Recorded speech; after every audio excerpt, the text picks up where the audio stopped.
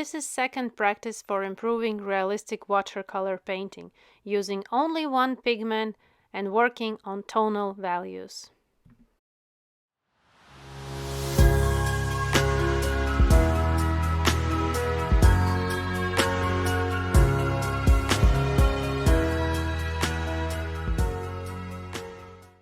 An outline drawing is done, which is available for download, removing the excess of graphite off with elastic eraser.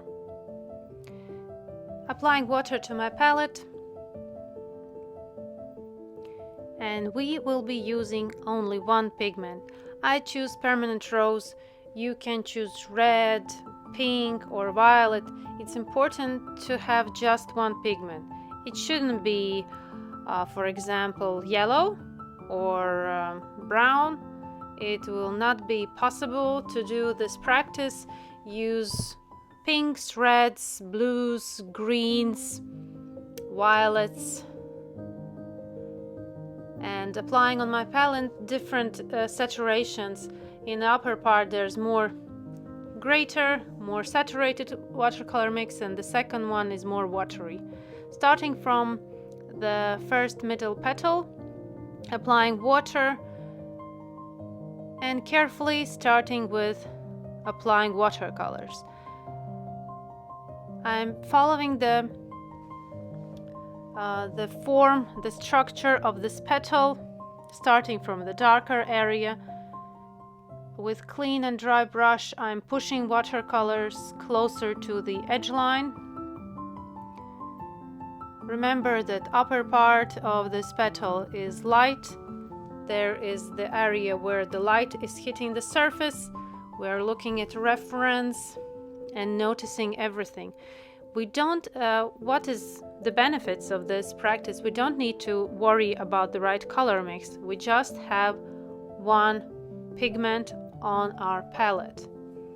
And we just keep working, studying tonal values, looking at shadow area, half tones, light area, reflected light area, cast shadow.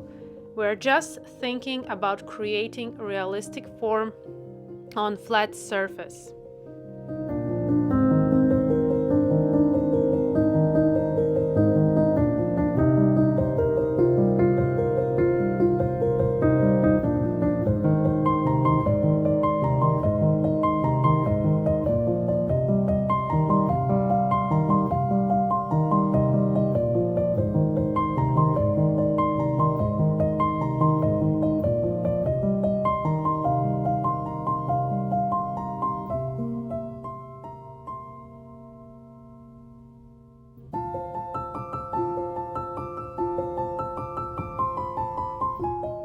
In the first part of this tutorial, I will be only working on the center part of this rose.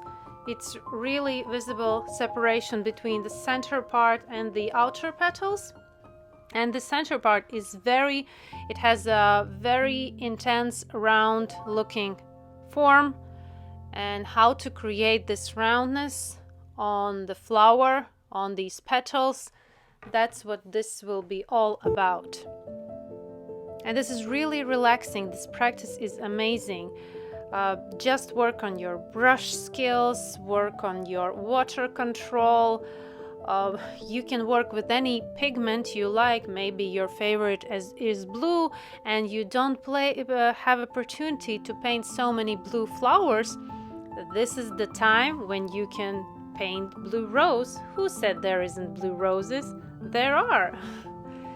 And this practice is just about understanding how to build form, how to create smoothness where it is necessary, how to create texture closer to the finish. We will also be creating texture which is visible in reference on these rose petals, and it is all about just the technique.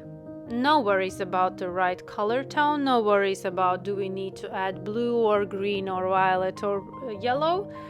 Just this one pigment and you and brush.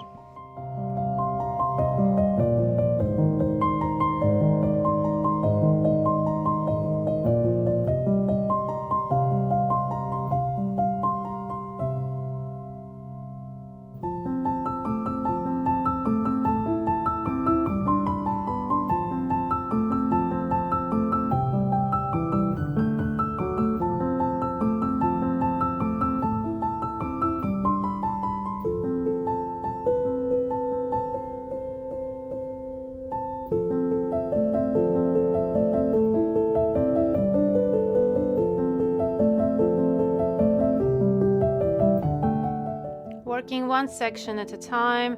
Be careful not to disturb the section which is just beside. Be sure that the surface is dry. Where are you painting? The surface which is just standing beside the painting, the area that you are painting. And working with the tip of the brush when the when the area you are painting starts to become smaller and smaller, like in this center part, the very middle part is so small, there are so many teeny tiny petals, and it is only possible to be done with a very fine tip brush.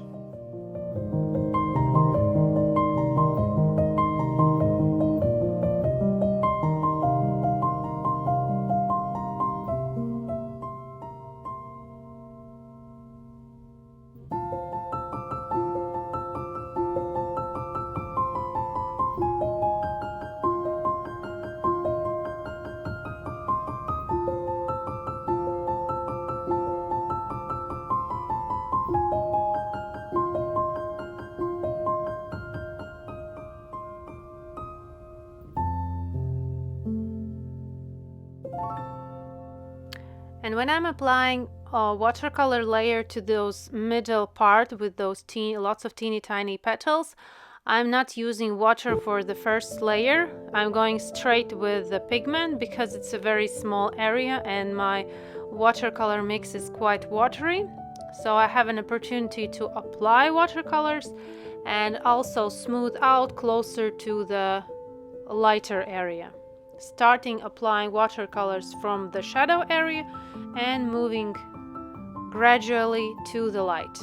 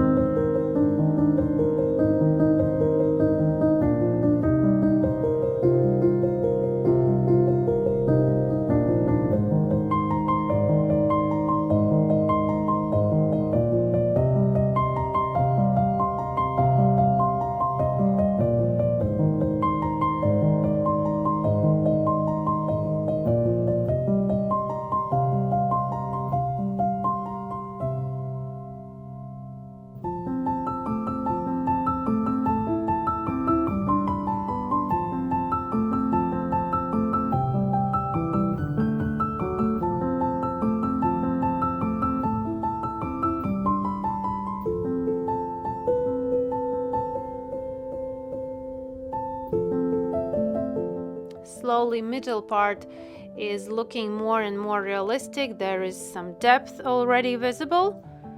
Just with one pigment we are achieving this depth. No cools and warms. We're just working on tonal values. Now applying cast shadow line, smoothing the applied line so there is smooth transition from the shadow to the lightest area. Technique rule stays the same. It's just that we don't need to think about the color mixing. We only creating tonal values for achieving realistic look. And this practice mostly proves that it is all about relation about light and dark, how the tones change, where the light is, where the shadow, where the reflected light, and only with that our eye understands what is realistic, what is flat.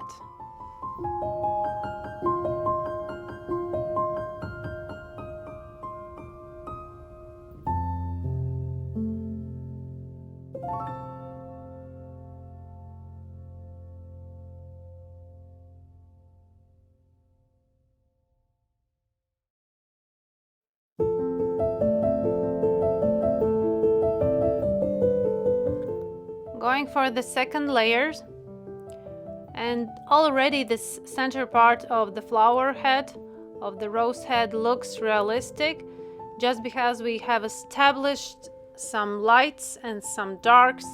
Always leave light area wider as it appears in the reference.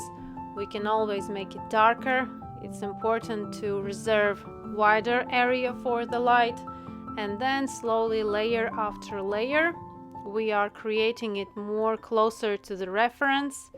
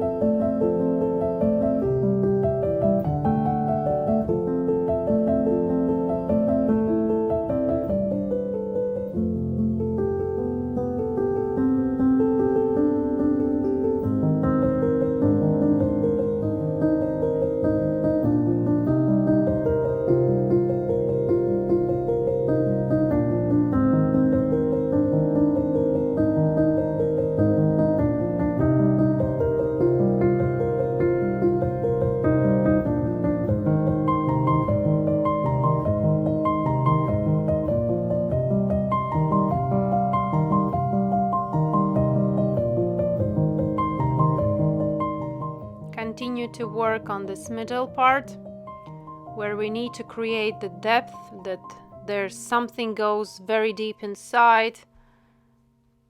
And still, even I will now be working only on the center part, and maybe at the time it will look like almost finished, but only I will understand the right tonal values when I will have the whole flower painted.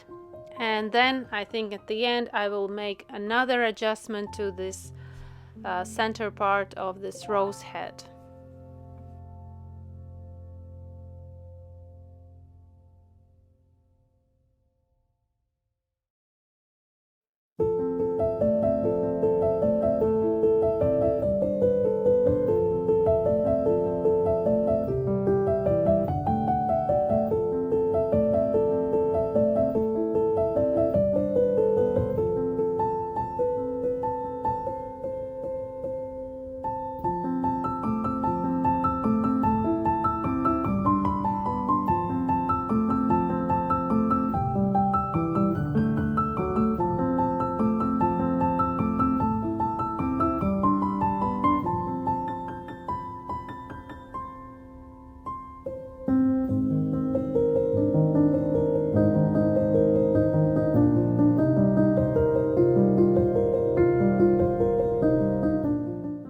important to paint transparently, building form gradually and slowly. That way we achieve rich and realistic look.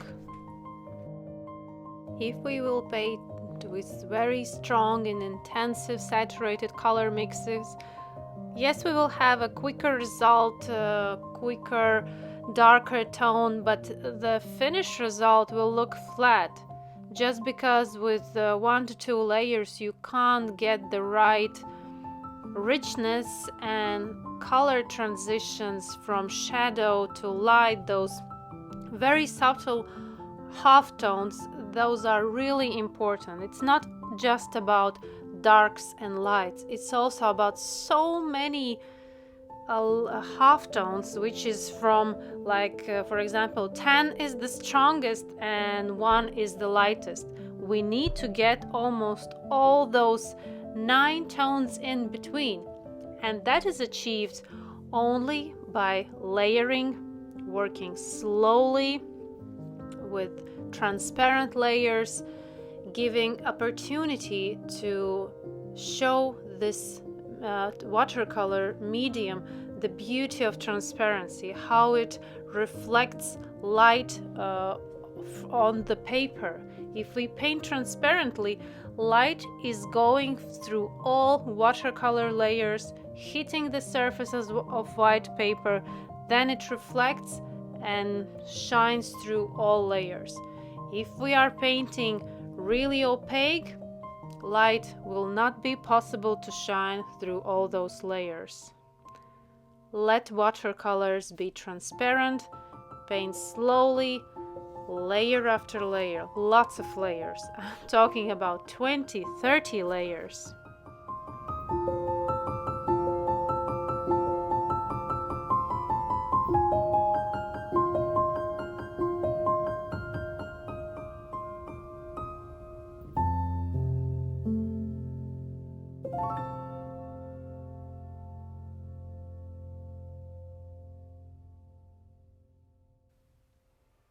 More watercolors on the center part, on cast shadow area of the left petal, which is putting this cast shadow on the center part, separating petal one from each other, only doing this with light and dark.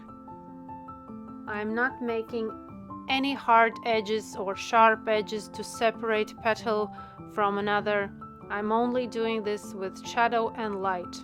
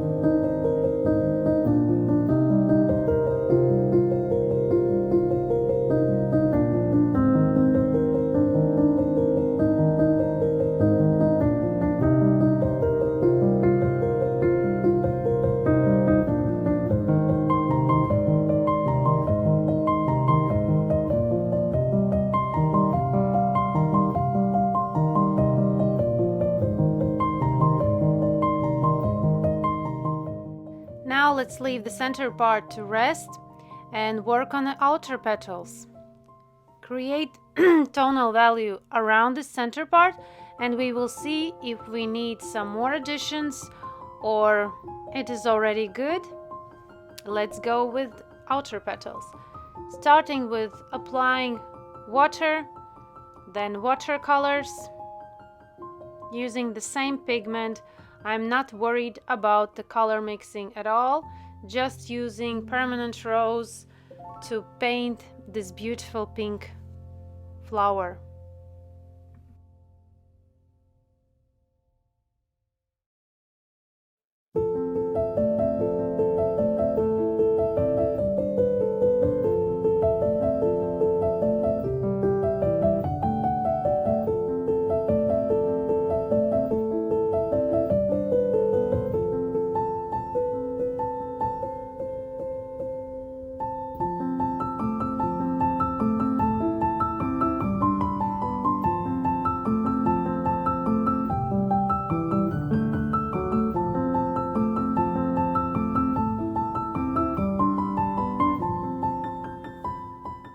While the surface is wet of this petal, I can add a little bit more of pigment, doing it very carefully, not to disturb the paper. While the paper is wet, it is easy to apply another layer of watercolors, but also it is easy to damage the paper. If we make too big brush strokes, too strong brush strokes, paper can be damaged. Even very thick, very good quality paper, it can be damaged. So you need to be careful. Your brush strokes should be light. Going to the next petal, applying water. The technique is the same, just moving forward, looking at reference, comparing darks, lights.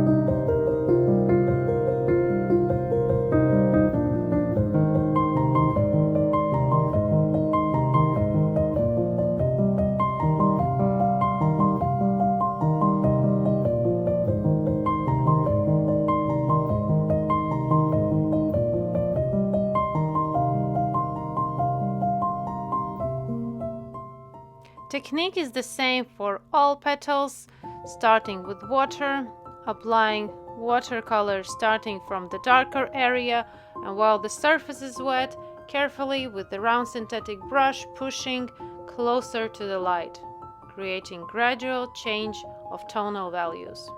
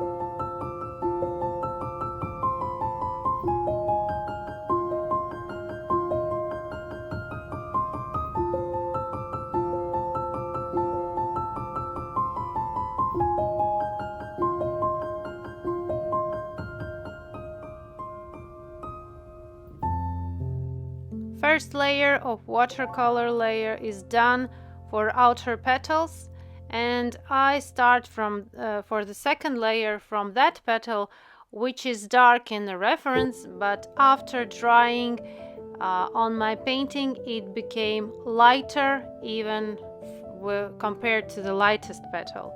So adding another layer of watercolors using round simple synthetic brush, and I'm following the same as I did with graphite. These outer petals, each petal have different curve. One is more curved upwards and other petal is curved inwards.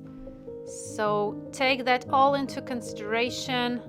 Look carefully at your reference. Notice which petal goes where, how it's turned.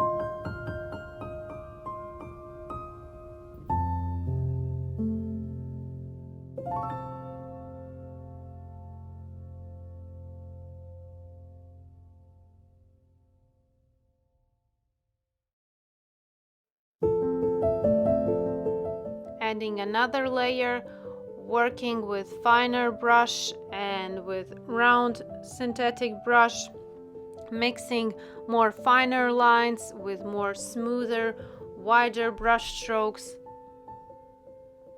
These outer petals have texture and they're not quite completely smooth.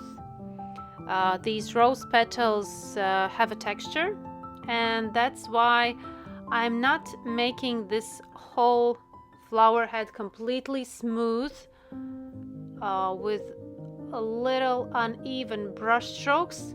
I'm applying another layer of watercolors, but also creating a texture which is visible in reference.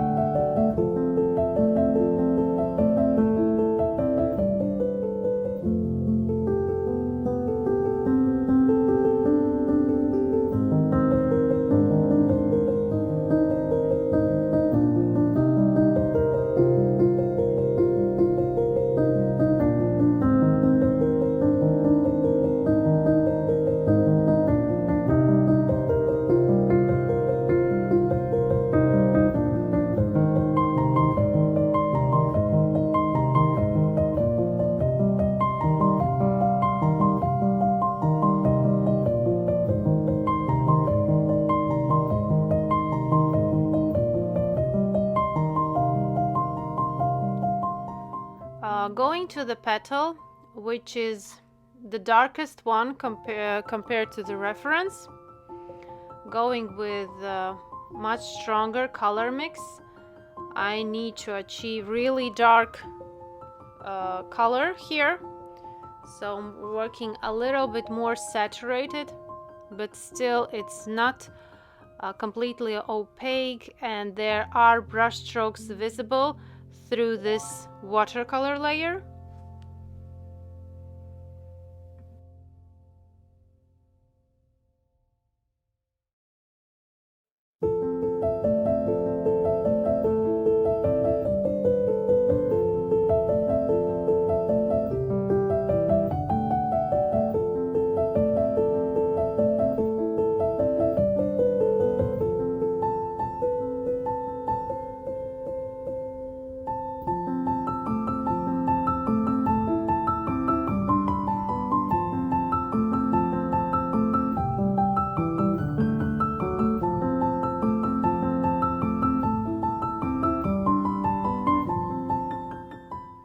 And as I build more and more layers, I start to notice that my center part, compared to outer petals, is completely almost pale, is very pale. So I will be adding a little bit more, especially to shadow area, also to separate those petals, and it is very pale compared to outer petals. That's why we need a whole picture to understand if we are doing everything correctly.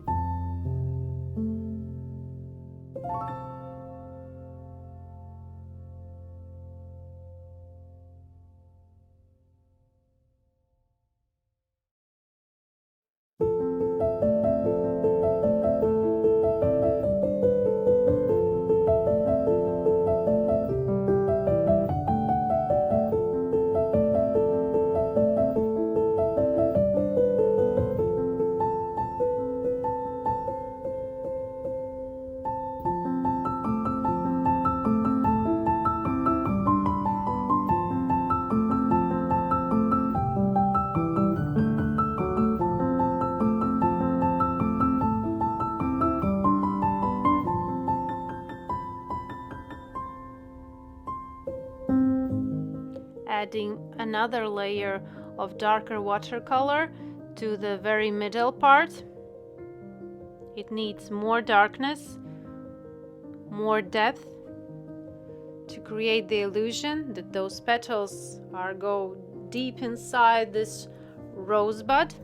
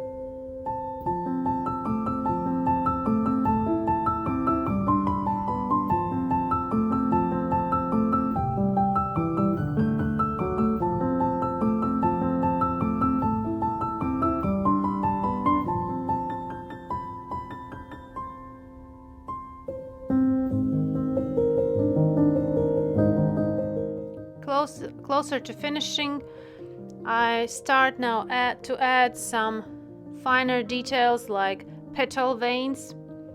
Do that with the very tip of the brush. My color mix is quite light for those veins because they are visible but not so obvious. So better start lighter. If you need somewhere to make them darker, you can always do that later. So always start with a little bit lighter than it appears in a reference. That way you will not get it wrong. Move slowly, one line after another.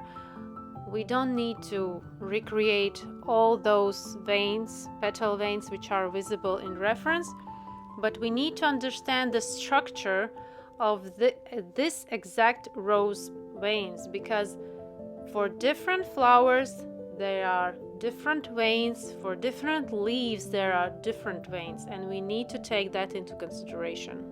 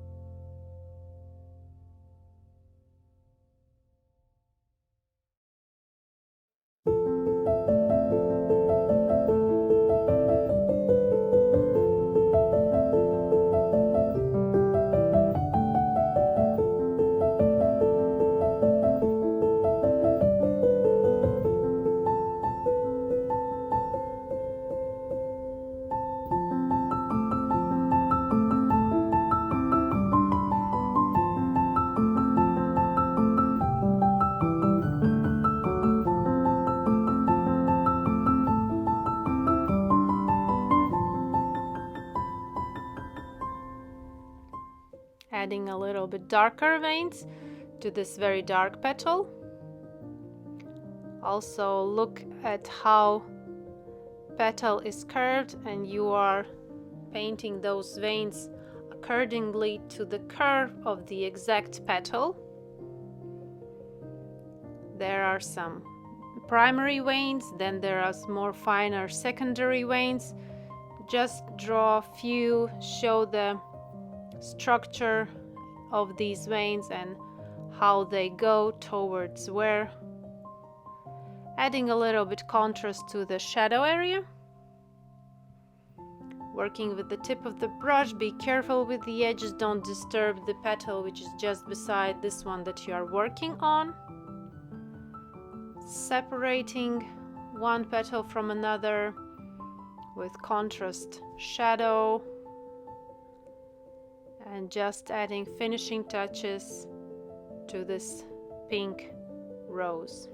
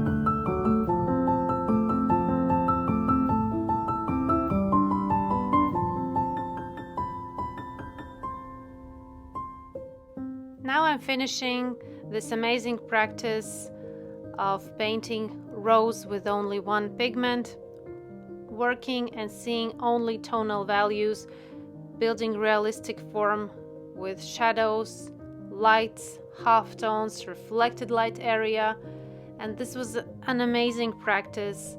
I did it right after the same rose graphite practice, and I see how the graphite helped me here painting with watercolors. I thought only about my brushstroke. I already knew where are tonal values. So these two practices are very important and really helpful. Immediate results guaranteed. If you will do these two tutorials, you will see how better you will become in the next painting with watercolors. Thank you for being here. Thank you for painting with me. Hope you learned something new.